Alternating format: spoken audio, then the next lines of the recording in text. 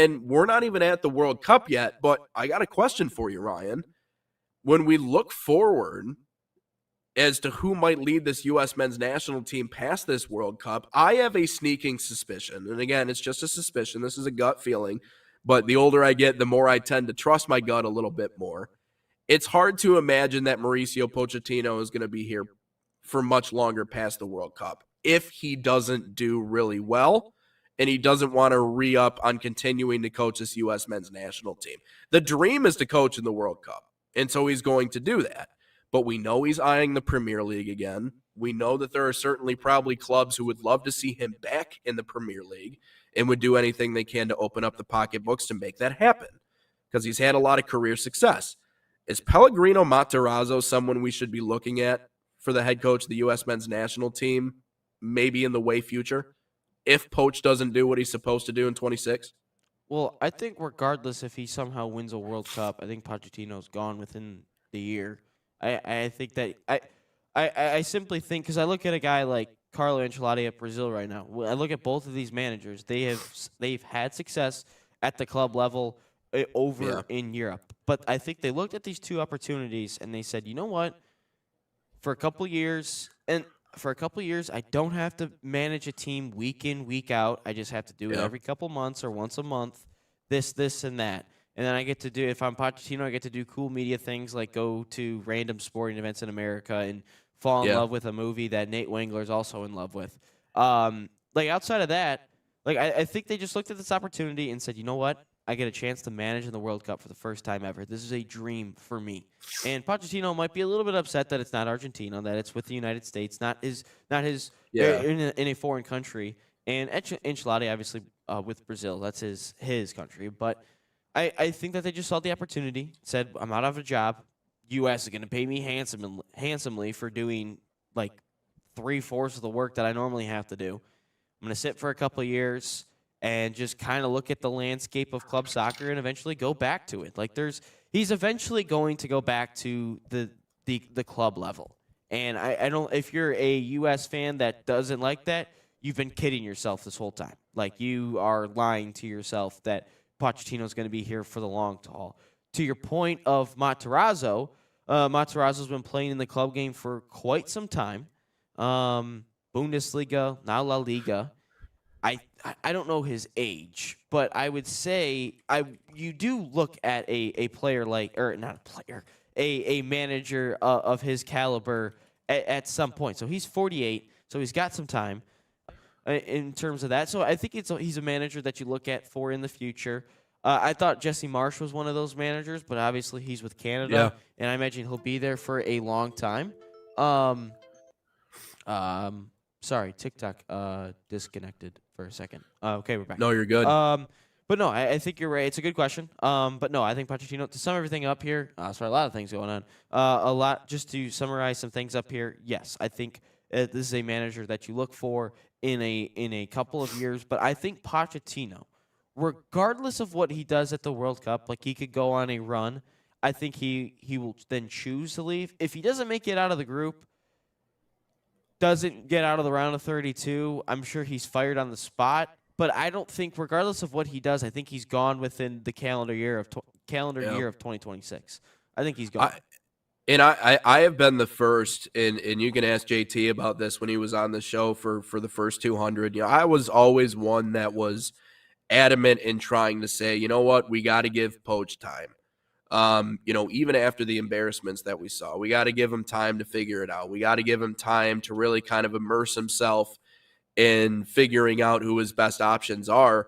And again, trying to create that identity on a national level, which we lack in the United States. It's just something we just simply don't have. And again, that makes it harder for us to really succeed or to find a common thread on the national level. But that's the other thing, is everything that he says in terms of trying to Americanize himself and really indulge himself in the American experience, I take with a grain of salt. You know, I don't really like completely buy into everything that he says, that in terms of, you know, maybe he does love the movie Miracle.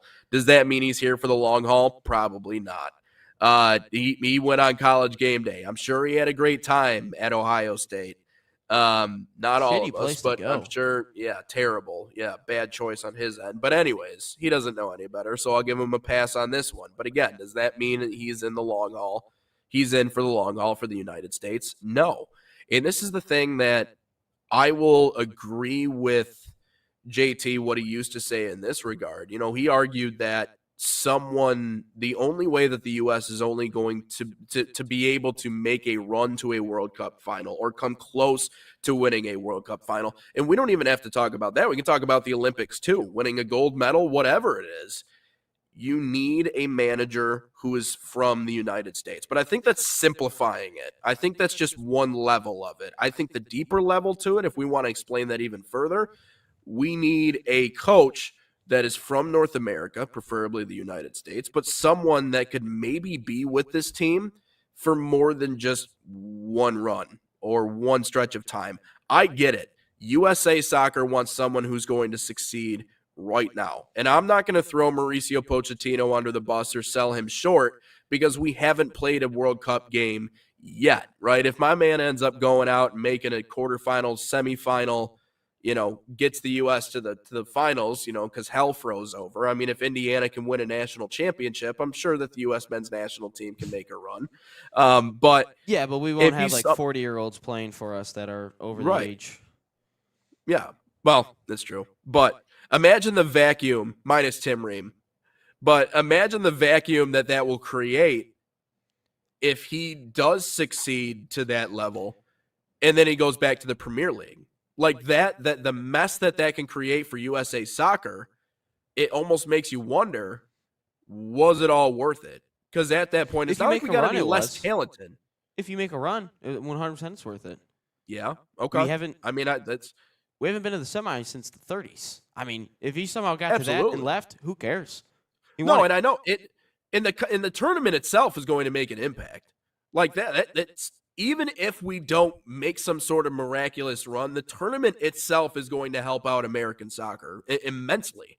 And we've seen this arms race around whether it be the USL, whether it be Major League Soccer, leading up to the 2026 World Cup, because the conversation around the sport is beginning to reach a fevered pitch.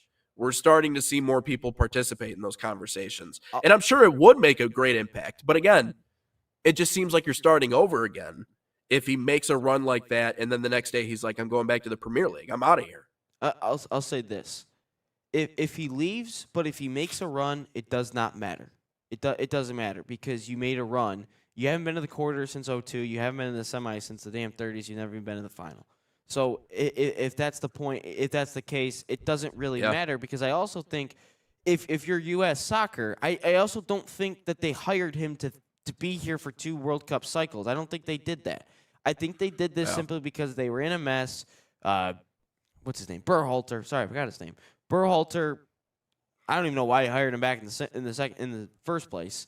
He had a dumpster fire of a Copa America. I just don't think that. I think they hired him so they didn't have another mess like they did in Copa America. That's simply what all this was. I'm sure they had a conversation of, well, you're not going to be here long, but we're going to hire you for this because we just don't want a mess. I think that's all of this is. All this is so you don't get embarrassed on home soil. But back to your other point, to your and John's points of you need a North American manager, I'm going to disagree with you guys because what is U.S. soccer's identity at the moment? Like, if we talk about it, what is our identity? Yeah, we don't have one. So what's the point of having a North American manager if we don't even have an identity? There's no point.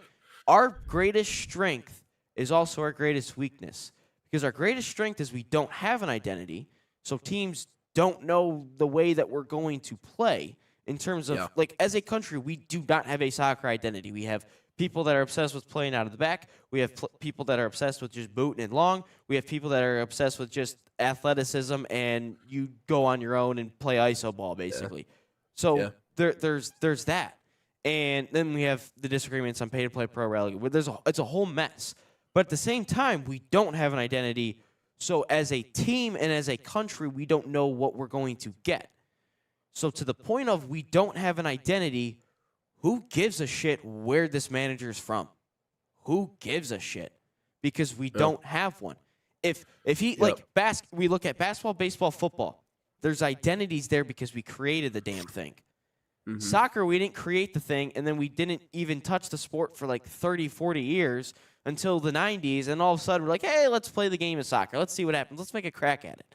And we've only been really actively playing this sport for like 30 years. Like obviously there's been World Cup runs, obviously there's been national teams. Like I'm not saying there is, but it feels like we didn't give a shit for like 30 years until after the World Cup. It felt like not to that extent. Yeah, it I mean, feels there like were little pop-up pro leagues all over the place, but it wasn't what it was. To create something like Major League Soccer, really, that was, if you want to bookmark a starting point, that in my mind is exactly it. Especially because leading up to, I mean, what would they had like a 50-year drought where they didn't make the World Cup or something? It's something crazy. So yeah, let's not act like there's always been a culture. Yeah,